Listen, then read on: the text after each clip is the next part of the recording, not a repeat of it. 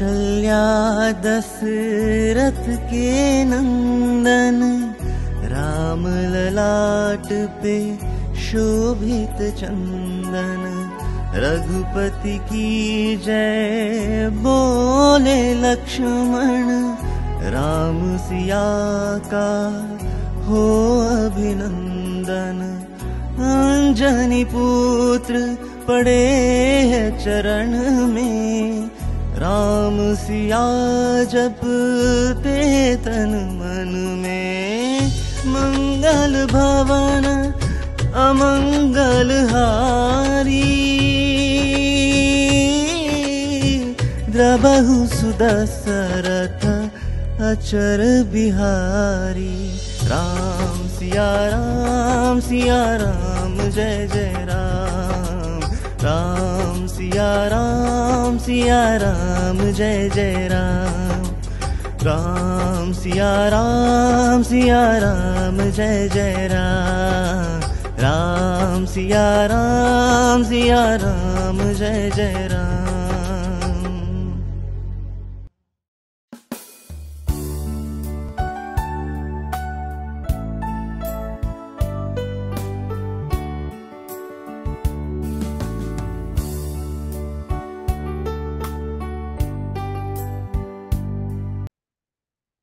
तुमच्या सगळ्यांच्या हृदयात असणाऱ्या आत्मारामाला माझा नमस्कार।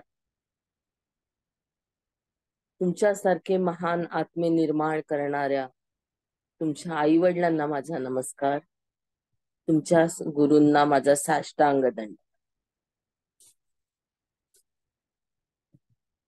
आपण सीतायन बघतो आहे। काल आपण सीतायनामध्ये देवाहुतीचं बघितलं होतं, माता देवाहुतीला, की जी येऊन सीतेला धीर देते। माता सीता लंकेत अशोक वनात बसलेली आहे, थोडीशी घाबरलेली, थोडीशी काळजीत। त्यावेळा तिला धीर देण्याचं कार्य माता देवहूतीने केलंय। देवहूतीने स्वतःचे तार, मनाचे तार तिच्या मनाच्या तारांशी जोडून ठेवले, एक पाठबळ मिळण्यासाठी। सीता मातेला वाटत होतं की हे माझ्या नशिबात का आलं, हा वियोग मला का सहन करावा लागला, माझा नवरा माझ्यापासून इतका दूर कसा झाला। प्रत्येक गोष्टीच्या मागे काहीतरी कारण असतं आणि त्या कारणाचे परिणाम आपल्याला भोगावे लागतात। आपल्याही जीवनात प्रत्येक घडणारी घटना ही त्या कारणामुळेच निर्माण झालेली आहे। छोट्या छोट्या गोष्टीचं देखील कारण असतं आणि त्याचे परिणाम आपण भोगत असतो। देवाहुती तिला स्वतःची गोष्ट सांगते। देवाहुती ही राजा मनूची मुलगी आहे। राजा मनू हा देखील एक मोठा योगी होता, उत्तम शासनकर्ता होता आणि त्याला झालेली ही लावण्यमत्ती मुलगी कोणाला द्यावी, तिचं लग्न कोणाशी करावं, यासाठी त्यांनी पूर्ण पृथ्वी पालथी घातली। त्याला असा कुठलाच राजा दिसला नाही की ज्याला आपल्या मुलीला देता येईल, कारण देवहूती ही एक मोठी योगिनी होती, ध्यानाच्या क्षेत्रात अत्यंत वरच्या स्तराला पोचलेली होती आणि अशा मुलीचा हात योग्य अशा व्यक्तीच्या हातातच द्यावा, त्याच्यासाठी त्यांनी प्रयत्न सुरू केले। प्रत्येक राजाकडे जाऊन त्याची परीक्षा घेतली, जंगलात गेले, ऋषी पाहिले, मुनी पाहिले, तपस्वी पाहिले, पण त्याच्या दृष्टीने योग्य असा वर मिळत नव्हता. एकदा अशीच भटकंती करत असताना त्यांना कर्दम ऋषी दिसले. आणि कर्दम ऋषींची तपश्चर्या बघून मनुराजाला खूप आनंद झाला. आपल्या मुलीसाठी हा योग्य पती आहे याची त्यांना खात्री झाली. त्यांनी विचारलं कर्दम ऋषींना की माझ्या मुलीशी लग्न कराल का? माझी मुलगी देखील एक योगिनी आहे, योगात प्रवीण आहे, अत्यंत वरच्या दर्जाला जाऊन ती कार्य करू शकते किंवा अत्यंत सूक्ष्मतेत देखील ती कार्य करू शकते. मनुराजाची विनंती कर्दम ऋषींनी स्वीकारली, पण अट घातली की ज्या वेळा मुलं होतील त्यावेळा मला पुन्हा तपश्चर्याला जाता यायला पाहिजे. मनुराजाने ती अट मानली आणि मनुराजाची अट देवाहुती मातेनी पण मानली. दोघांचं लग्न झालं. कर्दम ऋषीची पहिलेपासूनचीच इच्छा होती की परमेश्वरात विलीन होणं. एकच ध्येय होतं त्यांचं. पण मनुराजाच्या विनंतीला मान देऊन त्यांनी देवाहुतीशी लग्न केलं आणि आनंदाने संसार केला. काही काळ त्या तपश्चर्येपासून ते दूर गेले. तपश्चर्या तशी म्हटलं तर सुरूच होती, पण जे रात्रंदिवस ते बसत होते त्याच्यात खंड पडला. त्यांना 9 मुली झाल्या. त्या मुलींची नावं आहेत कला, अनुसूया, श्रद्धा, हविभू, गीता, किरिया, ख्याती, अरुंधती, शांती. आणि एक मुलगा झाला आणि त्या मुलाचं नाव होतं कपिल मुनी. या मुली सगळ्याच्या सगळ्या योगिनी होत्या. जे नदीत आहे तेच ग्लासमध्ये येणार. त्यांच्यामध्ये तेच संस्कार होते जे देवाहुती माता आणि कर्दम ऋषी मध्ये होते.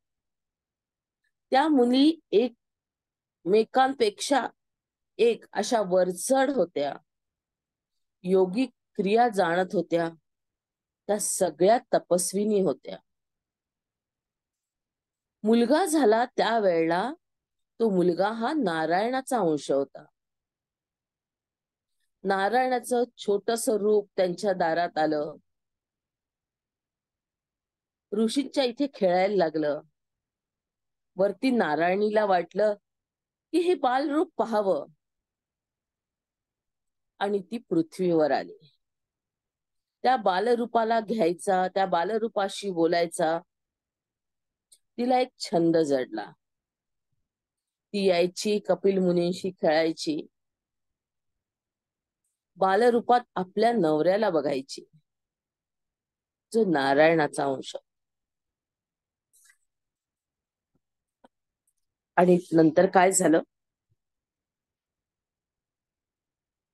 देवाहुतीला जी अट टाकली होती कर्दम ऋषींनी, त्या अटीनुसार कर्दम ऋषी वनात चालले गेले तपश्चर्येसाठी.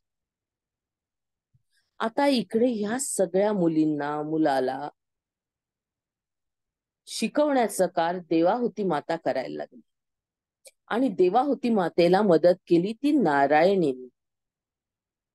कुठल्या मुलीला काय शिकवायचं, कुठल्या मुलीला कुठलं योग्य मार्ग आहे याचं सगळं ज्ञान देवाहुती मातेला नारायणी माता द्यायची. प्रत्येक मुलीचा स्वभाव वेगळा, प्रत्येक मुलीची पद्धत वेगळी, प्रत्येक मुलीनी वेगवेगळ्या प्रकारात, जसं आज आपण PhD म्हणतो तसं प्रत्येकीने वेगवेगळ्या विषयात जाणारे मार्ग देवाकडेच होते.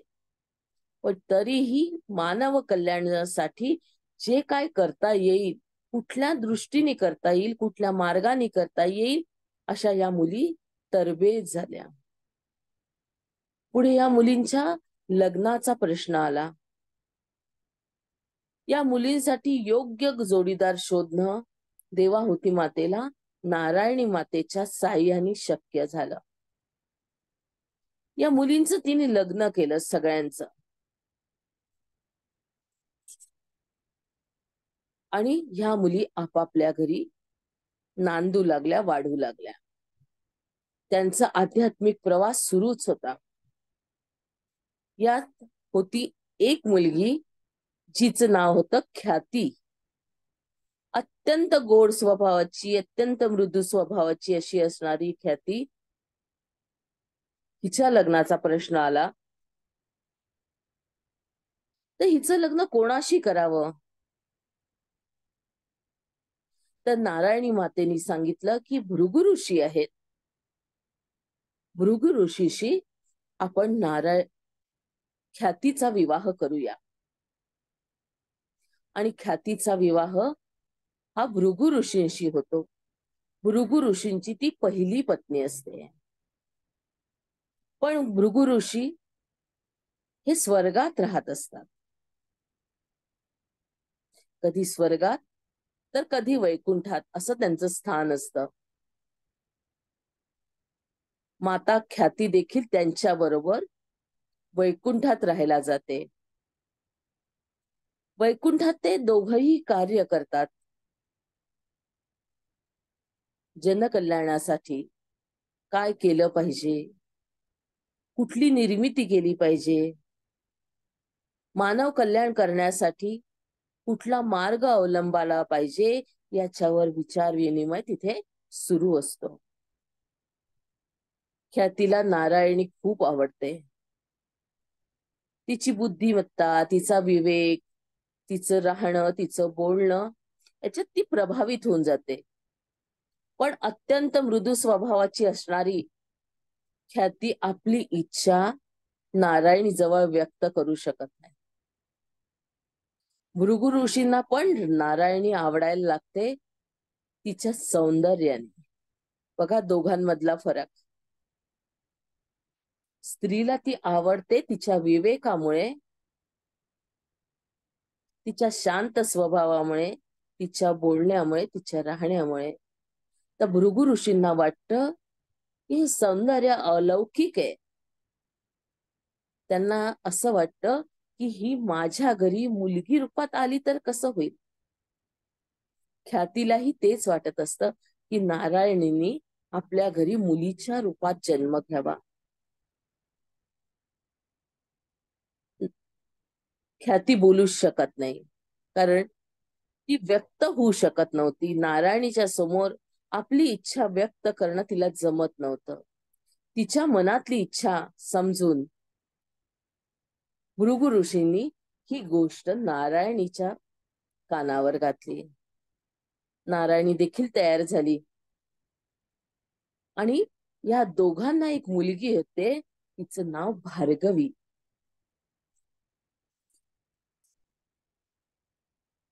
अशी ही भार्गवीची कथा आहे. भार्गवी ही लक्ष्मीचा अवतार आहे किंवा नारायणीचा अवतार आहे असं म्हणतावं लागेल. दिवस आनंदाने पार पडत असतात. भार्गवी मोठी होत असते, खेळत असते, बागडत असते, यौवनात येते. भृगु ऋषींना दुसरी पण पत्नी असते एक. तिचं नाव असतं उसना. आणि ही उसना महान ऋषी, जे दैत्यांचे आचार्य असतात, शुक्राचार्य, त्यांची आई असते. सगळे दैत्य असुर हे शुक्राचार्यांचे शिष्य असतात. एकदा असं होतं की देवांचं आणि दैत्यांचं मोठं युद्ध होतं.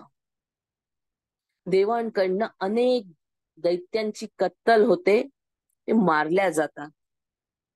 जे काही थोडे थोडके वाचतात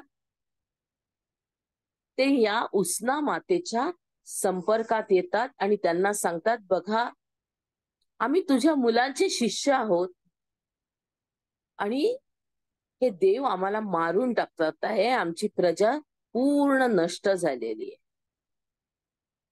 आम्हाला तू अभय दे.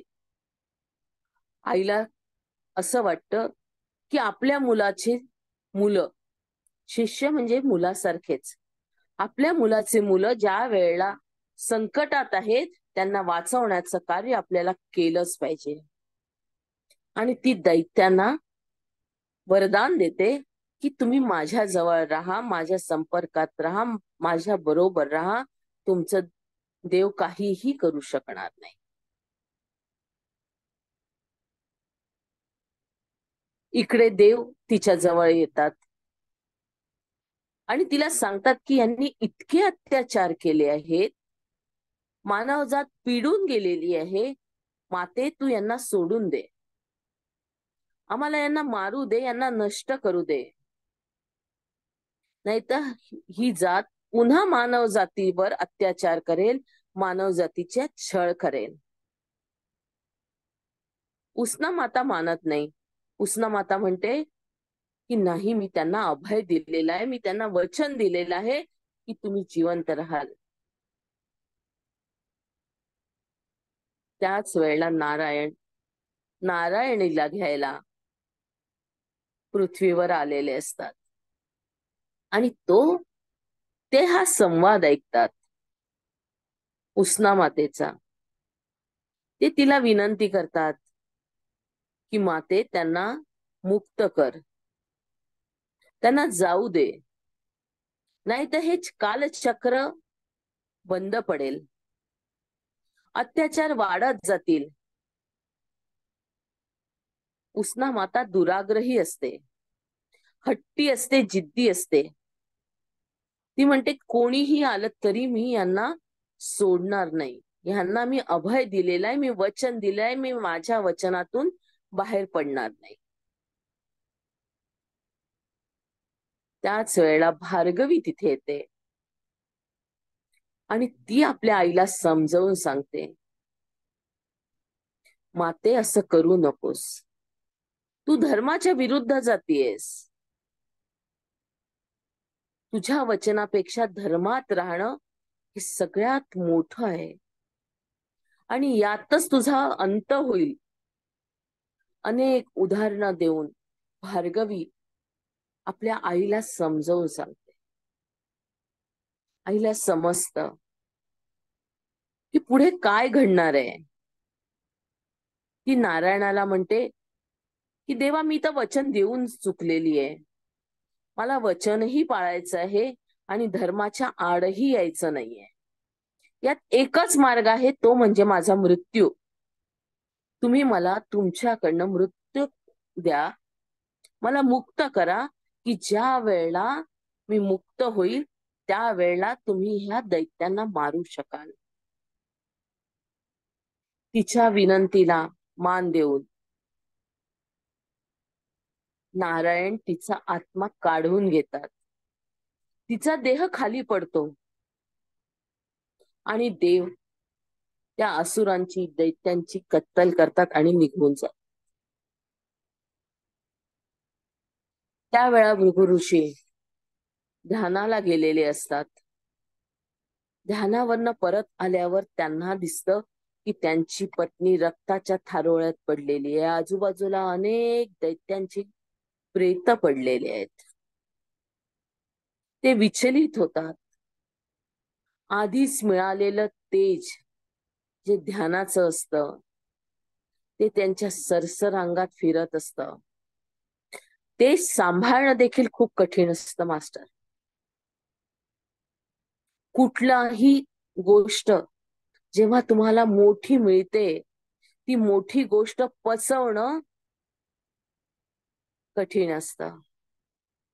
मग आजच्या दुनियेत पैसा लोकांजवळ असतो तर त्या पैशाचा अहंकार पण पैशाच्या पाठोपाठ आलेला आपण बघतो. हे राजकारणी जेव्हा बघतो तेव्हा त्यांच्यामध्ये जवळ पॉवर आहे, त्या पॉवरचा उपयोग ते चांगल्या कार्यासाठी करतातच असं नाही. अनेक राजकारणी असे आहेत की जे पॉवरचा उपयोग विनाशासाठी किंवा स्वतःला खोल खड्ड्यात घालण्यासाठी करतात. जे रावणाने केलं, असे अनेक उदाहरण असतात. ती पॉवर पचवणं कठीण असतं. ध्यानातून उठलेले भृगु ऋषी, ते जेव्हा पाहतात आपली बायको अशी पडलेली रक्ताच्या थारोळ्यात आणि आजूबाजूला अनेक प्रेत, तेव्हा त्यांचा संताप अनावर होतो, राग येतो, चीड येते आणि ते शाप देतात की माझ्या पत्नीची ही अवस्था ज्यांनी कोणी केली असेल त्याला पण पत्नी वियोगाचं दुःख पाहावं लागेल. आणि नारायण समोर येतात. नारायण ज्या वेळा समोर येतात त्यावेळा त्यांना वाटतं की अरे, आपण कोणाला शाप देऊन चुकलो आहोत. नारायण म्हणतात कुठल्याच ऋषीचा शाप वाया जात नाही, तुम्ही दिलेला शाप मी स्वीकारतो. पण ऋषींना खूप अस्वस्थ होतात, अपराधीपणाची भावना होते आणि रडायला लागतात. ते म्हणतात याच्यातून मार्ग काढा. त्याच वेळा ख्याती माता तिथे येते, भार्गवी तिथे येते आणि ख्याती माता सांगते की तुम्ही कोणाला शाप दिलाय, तुमच्या मुलीला. नारायणापासून नारायणी जर दूर केली तर आपल्या भार्गवीलाच हा शाप सहन करावा लागला. असा कुठला वडील आहे की जो आपल्या मुलीचं अहित चिंतो. मातेचा शोक अनिवार्य होऊन जातो की हे तुम्ही काय करून बसला आहात, तुमचा विवेक कुठे गेला होता. तुम्ही पहिले चौकशी तर करायची की कोणी हे केलेलं आहे. शाप द्यायची एवढी घाई का होती. तुम्ही मागचा पुढचा विचार न करता पत्नी प्रेमापायी तुम्ही शाप देऊन चुकले आणि तो शाप तुमच्याच मुलीला सहन करावा लागणार आहे पुढच्या वेळेला, पुढच्या जन्मात. ऋषी आपल्या लाडक्या लेकीला भार्गवीला गळ्याशी लावतात आणि रडायला लागतात. चुकलं बेटा माझं, असं करायला नको होतं. पण जे घडून झालेलं होतं ते फिरवणं शक्य न. ऋषीचा शाप जरी खरा होणार असता तरी त्याची तीव्रता कमी करण्याचं सामर्थ्य हे नारायणामध्ये आहे. नारायण म्हणतात मी शाप स्वीकारला आहे, याची तीव्रता मात्र कमी होईल. सीता मातेला ही सगळी गोष्ट देवाहुती मातेकडनं समजते, विचाराच्या चक्राद्वारे, विचाराच्या स्पंदनाद्वारे. देवाहुती माता हे सगळं सांगून सीतेला एक प्रकारे धीरच देत असते. इकडे काय होतं, भार्गवी आपल्या वडिलांना धीर देते आणि भार्गवी त्यावेळेला स्वतःच ज्ञान आपल्या वडिलांकडे पोचत करते. तिच्या जवळ ज्ञान होतं सूर्य चंद्र ताऱ्यांचं, ग्रहांचं, आणि ते ज्ञान ती आपल्या वडिलांना देते. वडिलांकडनं मिळालेला शाप स्वीकारते आणि आपल्या जवळचं ग्रह चंद्र ताऱ्यांचं ज्ञान म्हणजेच फल ज्योतिषाचं ज्ञान ती आपल्या वडिलांना मानव कल्याणासाठी देते. भार्गवी वैकुंठात राहून हे ज्ञान लोकांपर्यंत पोहोचवू शकणार नव्हती. ते ज्ञान या मानव जातीच्या उपयोगाचं आहे याची तिला जाणीव असते आणि ती ज्ञान ते आपल्या वडिलांना देते आणि त्याच नंतर भृगुसंहिता हा ग्रंथ निर्माण होतो. ते भार्गवीने दिलेलं ज्ञान असत. त्यावेळेला नारायण म्हणतात, आता माते चल आपल्या धामाला जाऊया. ख्याती मातेला दुःख होतं, मुलगी चालली सासरी. ख्याती माता तिला एक वचन घेते तिच्याकडनं की भार्गवी, हा जो शाप ऋषी मुनी देत होते, या शापाचं सामर्थ्य तू काढून घे. या शापाने जितके अनर्थ घडतील हे पुढच्या काळासाठी खूप बाधक ठरतील. त्यामुळे हे ऋषींकडनं मिळणारे शापाचं सामर्थ्य तू खूप कमी कर. आणि आजच्या घडीला ते सामर्थ्य या ऋषींच्याकडनं काढून घेतलं गेलेलं आहे. जे 2 मिनिटात शाप लागू व्हायचे ते आज तेवढी तीव्रता त्याची नाहीये.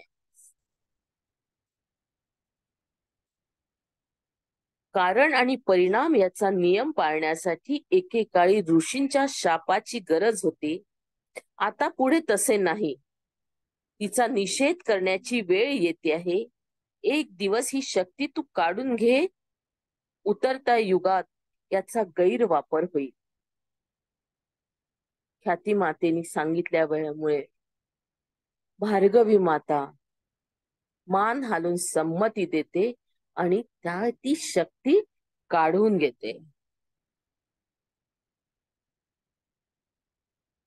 ही आजची सीतायनातली गोष्ट.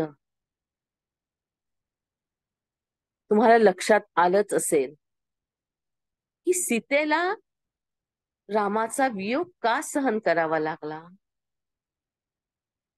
तर भार्गवी मातेमुळे, तो शाप स्वीकारल्यामुळे, नारायणाने तो शाप स्वीकारल्यामुळे सीता मातेला देखील त्याचं फळ भोगावं लागलं. ध्यानाला जाऊया. पाय क्रॉस करा, हात हात क्रॉस करा.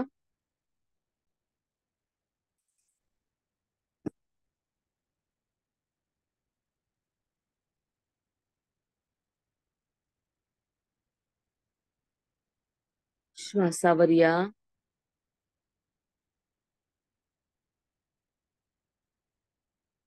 श्वास आत, श्वास बाहेर. श्वास आत, श्वास बाहेर. श्वास आत, श्वास बाहेर. श्वास आत, श्वास बाहेर. आज आपण देवाहुती माता, लोपामुद्रा माता, ख्याती माता, सीता माता यांच्याशी आपण जोडून घेऊया.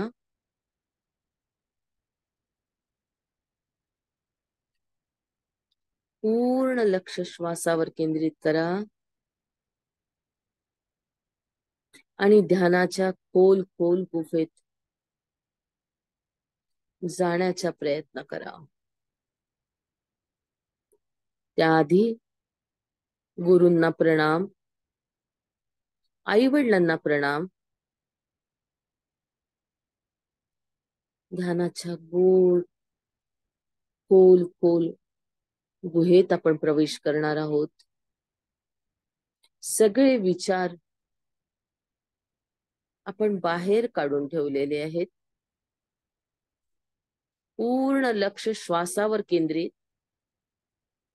येणारा श्वास, जाणारा श्वास श्वास आत येतो आहे, श्वास बाहेर जातोय.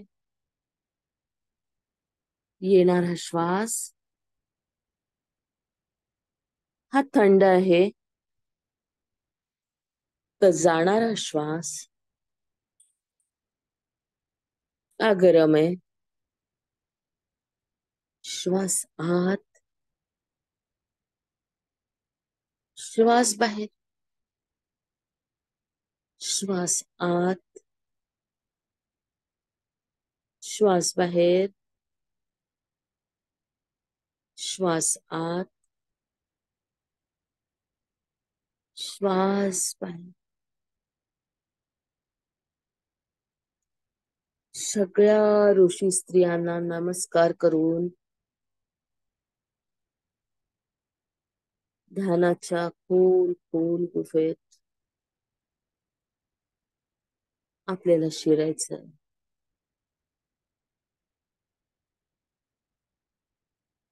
पूर्ण लक्ष आज्ञा चक्रावर केंद्रित करा.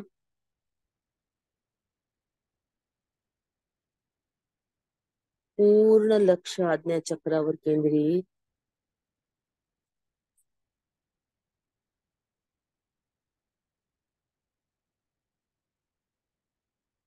हे दशम द्वार आहे.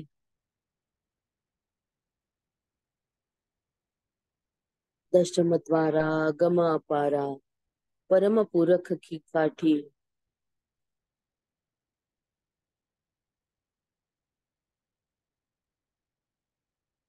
पूर्ण लक्ष आज्ञा चक्रावर केंद्रित.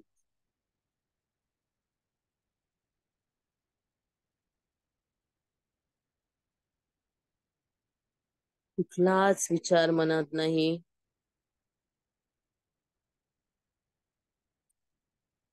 कुठला जप मनात नाही. निर्विचार अवस्थेकडे जायचंय. शून्यावस्थेत जायचंय.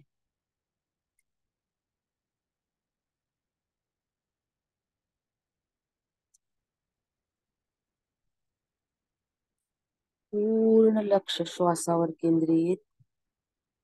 श्वास येतो आहे, श्वास जातोय. आज्ञा चक्रापर्यंत श्वास येतोय बघा.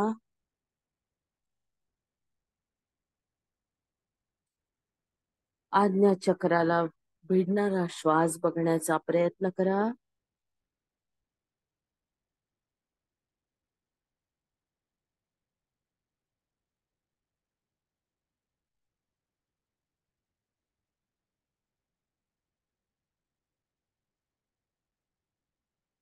पूर्ण लक्ष आज्ञा चक्रावर केंद्रित.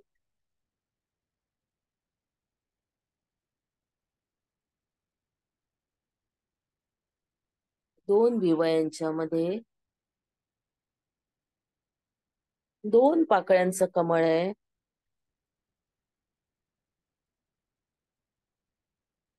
त्या कमळाच्या मधोमध ओम लिहिलेलं आहे. आज्ञा चक्राचं बीजाक्षर ओम आहे. आकाश तत्वाचं असणार हे चक्र.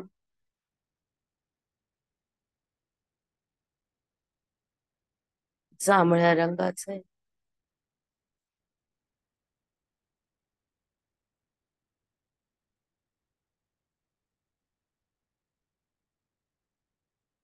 पूर्ण लक्ष आज्ञा चक्रावर केंद्रित. ओम.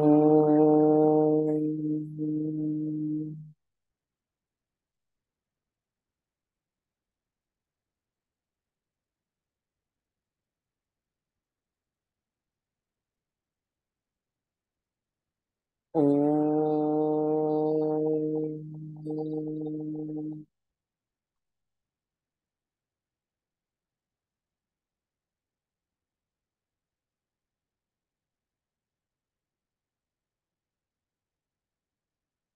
ओम.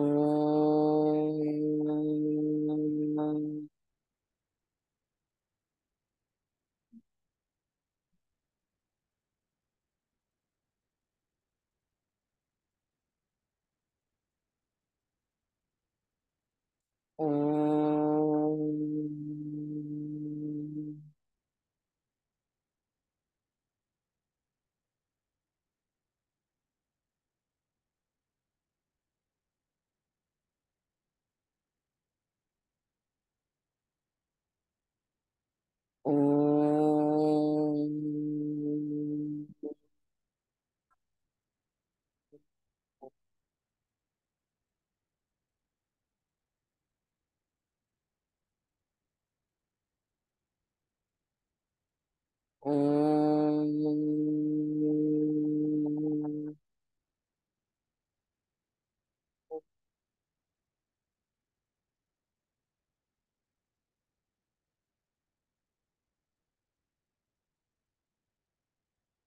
ओम.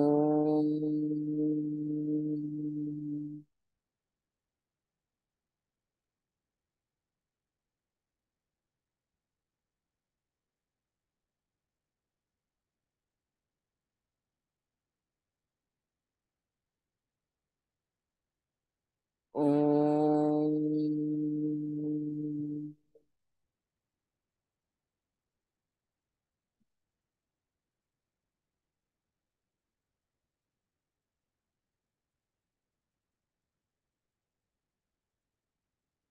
ओम. ओम.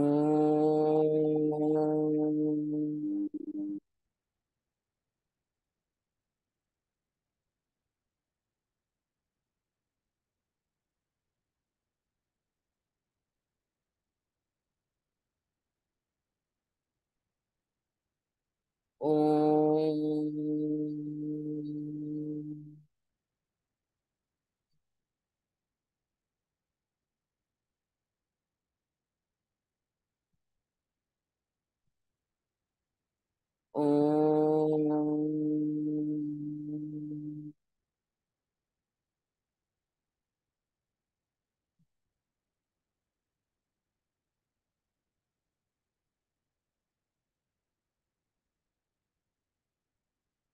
ओम. ओम.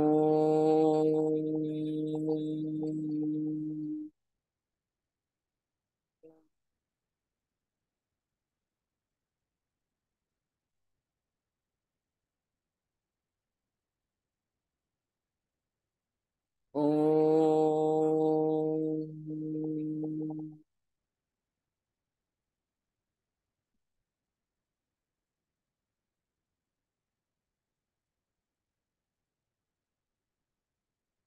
ओम. ओम.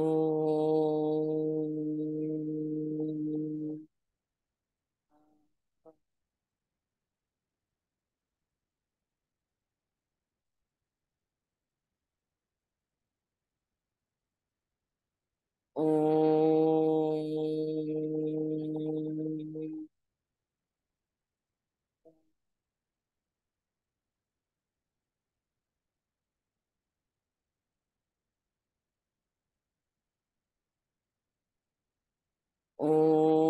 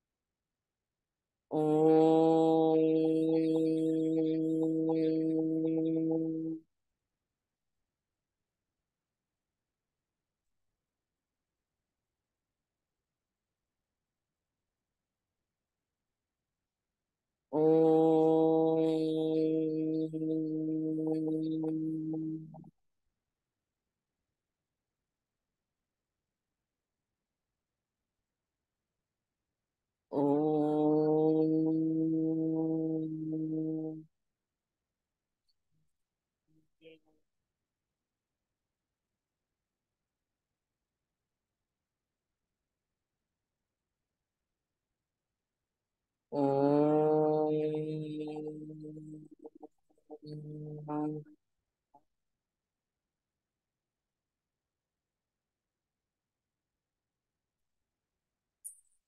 ओम.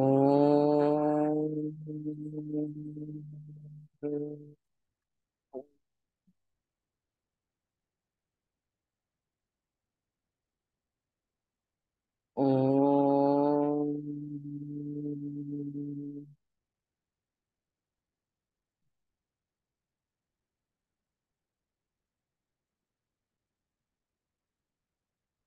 ओम.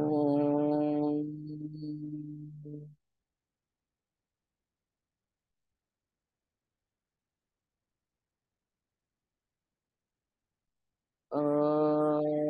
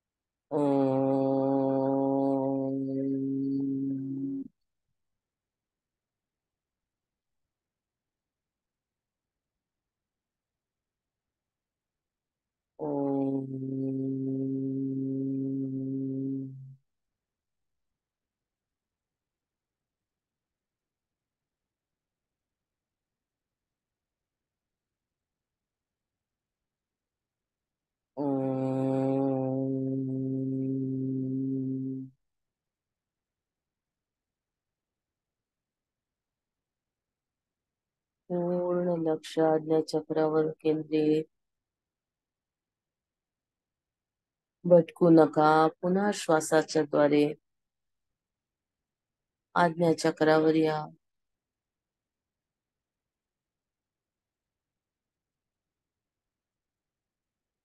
स्थिर व्हा.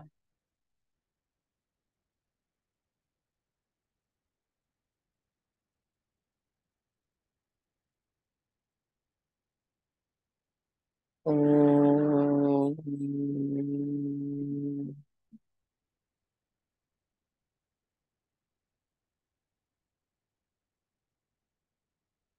ओम.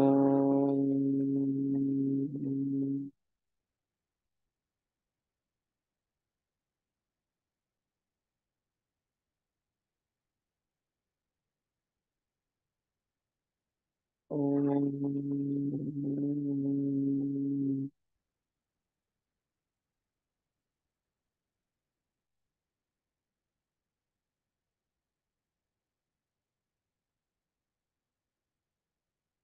ओम.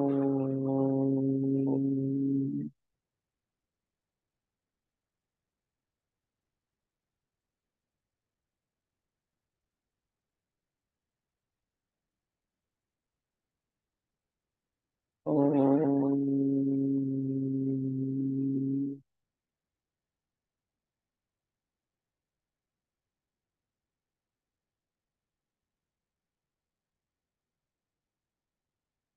ओम. ओम.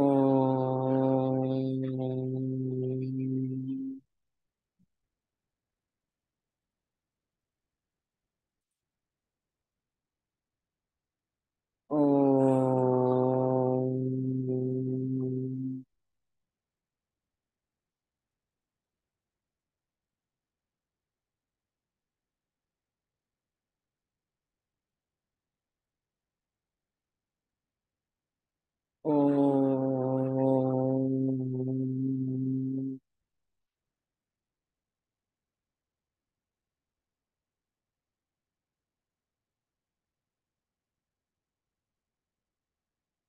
ओम.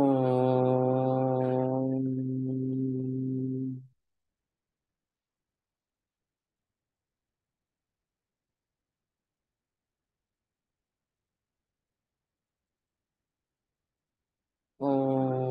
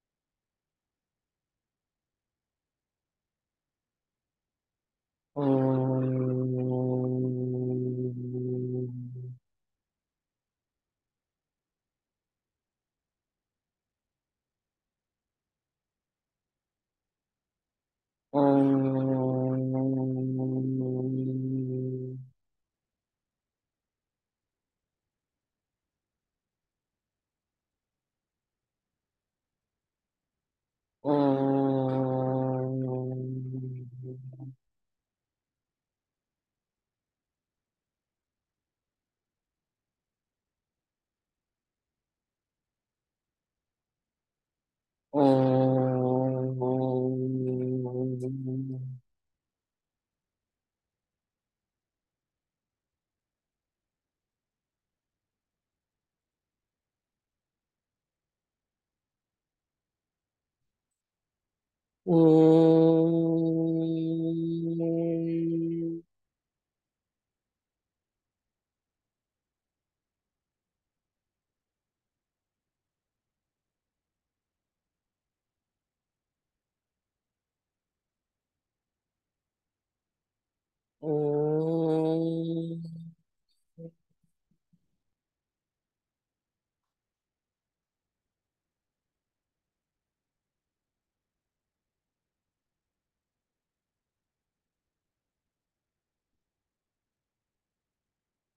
ओम.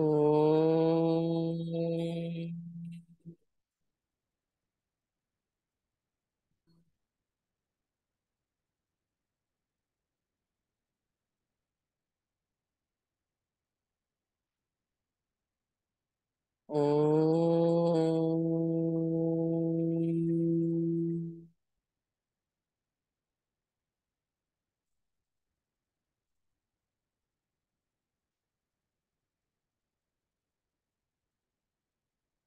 ओम.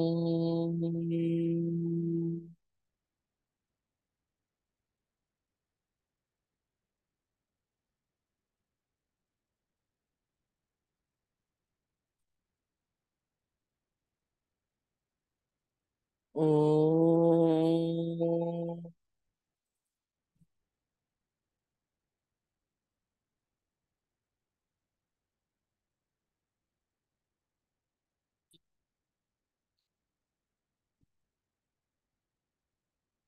ओम.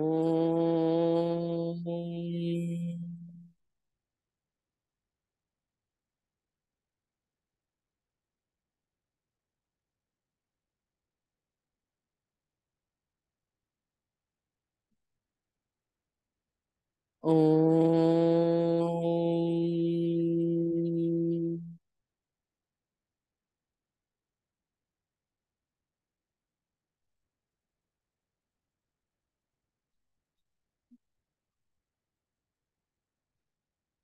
ओम.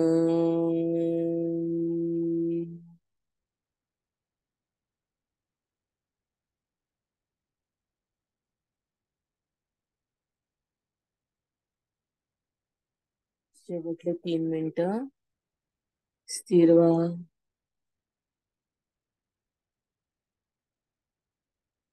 लक्ष केंद्रित करा. ओंकाराच्या व्हायब्रेशनचा काय परिणाम होतो याकडे लक्ष द्या.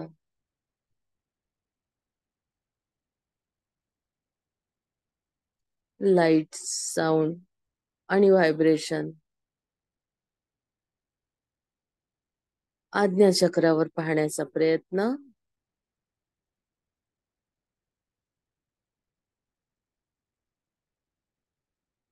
ओम.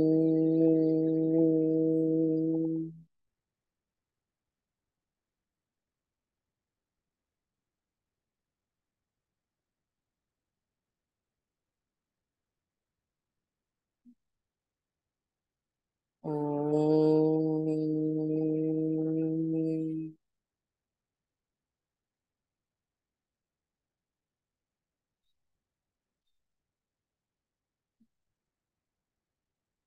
ओम.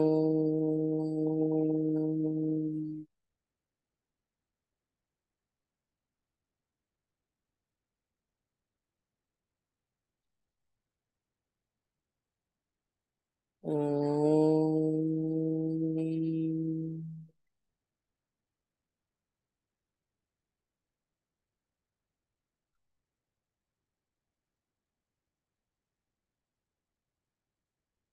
ओम.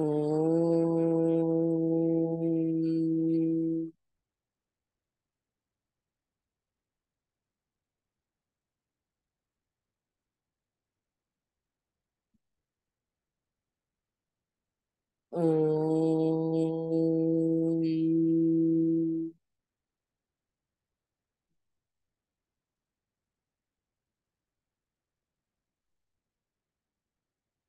शेवटचे 3 ओंकार. ओम.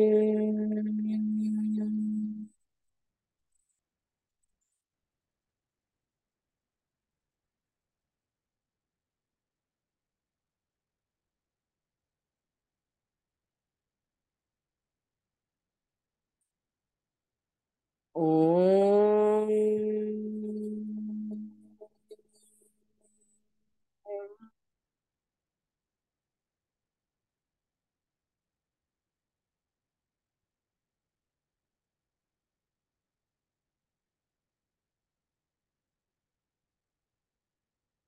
ओम.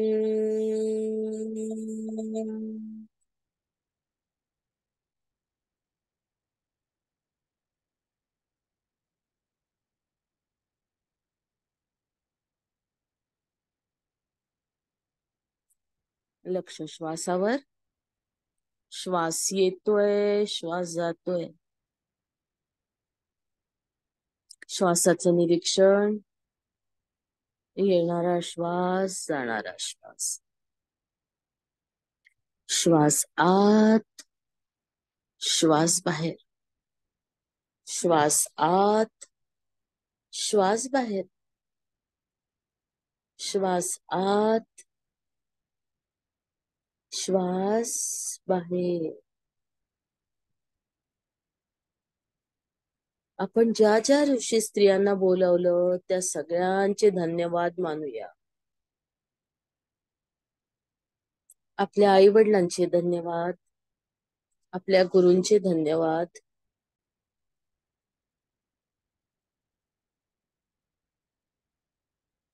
श्वासावर लक्ष. श्वास आत, श्वास बाहेर. माझी ही छोटीशी सेवा माझ्या गुरुच्या चरणाशी अर्पण.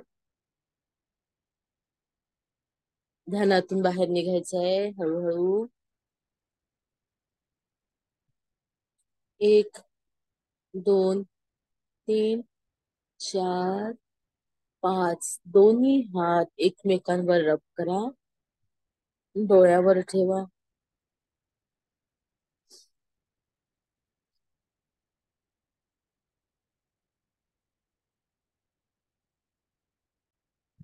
हळूहळू बाहेरचा प्रकाश पाहत हात बाजूला करायचे. एक सुंदर स्माइल सह.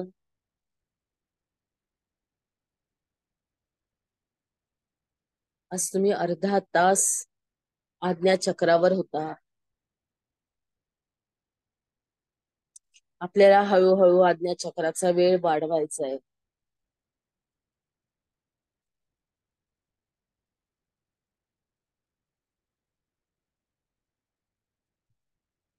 तुमच्या जवळ पाणी असेल तर पाणी पिऊन घ्या, एक एक घोट.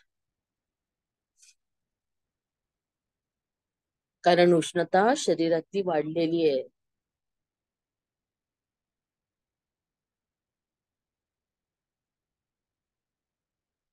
सगळे जण पाणी ठेवत चला जवळ. थंडी पण वाजते आणि गरम पण होते. गार हवा लागते अंगाला आणि उष्ण ह्याच्यात अंगात सगळं पाणी पाणी निघतंय असं होते. सगळे निघालेत का? आज्ञा चक्रवर्ती आहे ना, आतमध्ये गेल्यासारखं वाटतं असं. हो, आतच जायचंय, खोल गुफेत शिरायचंय आपल्याला. हळूहळू आपण त्याच दिशेने प्रवास सुरू आहे. धन्यवाद ताई, खूप छान. हळूहळू जाऊया. चेहरे पण खूप सुंदर सुंदर दिसतात. आत्मवंदन ताई. चला, मला आज्ञा द्या. जय श्रीराम. जय श्रीराम. जय श्रीराम. जय श्रीराम. जय श्रीराम. जय जय श्रीराम. श्रीराम. जय जय.